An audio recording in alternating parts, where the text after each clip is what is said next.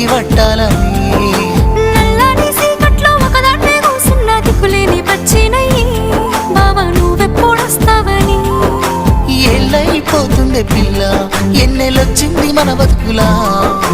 ఏలైపోతుంది పిల్ల ఏలు వట్టంగా వస్తున్నాయా ఇన్నాళ్ళ ఎడబాటు ఎడబాసిపోతుందిలే ఈ సీనయ్య గుంటున్నదే సినదారా నీ కోసము ఈ దూరాన్ని చెరుపుతూ తీరాల తెగిరింది అందాల ఈ మానవు